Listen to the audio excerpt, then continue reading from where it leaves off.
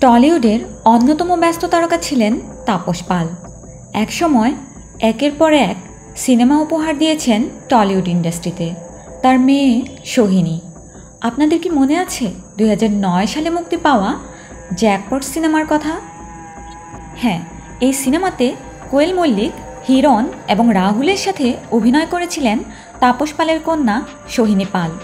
কিন্তু কোথায় হারিয়ে গেলেন সোহিনী? বাবার মৃত্যুর পর টলিউড ইন্ডাস্ট্রি কি ভুলে গেল সোহিনীকে? সোহিনী পাল বর্তমানে কি করছেন, কোথায় আছেন, তা নিয়ে আমাদের আজকের প্রতিবেদন।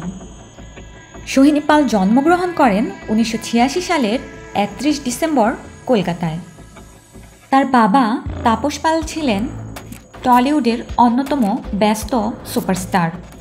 সোহিনী প্রথম কাজ করেছিলেন দ্বাদশ শ্রেণীতে পড়ার সময়। অঞ্জন দত্ত পরিচালিত একটি ইংরেজি সিনেমায় কাজের মাধ্যমে তিনি টলিউড ইন্ডাস্ট্রিতে পা রাখেন। তবে তিনি পরিচিতি লাভ করেন কৌশিক গাঙ্গুলি পরিচালিত জ্যাকপট সিনেমায় কাজের মাধ্যমে।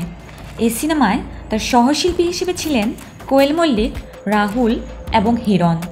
এরপর হ্যাংওভার, অটোগ্রাফ, ওগো বিদেশিনী সহ বেশ কিছু সিনেমায় কাজ করেন।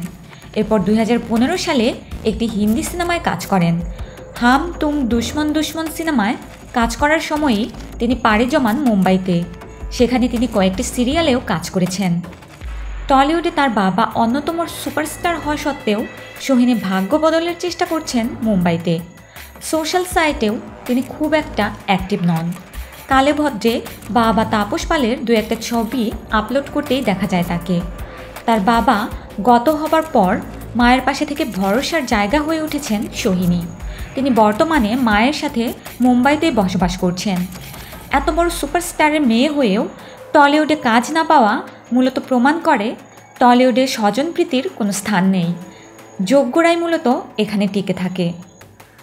বিনোদনের আরও আপডেট পেতে স্টার বাংলা গল্পের সাথেই থাকুন। ধন্যবাদ।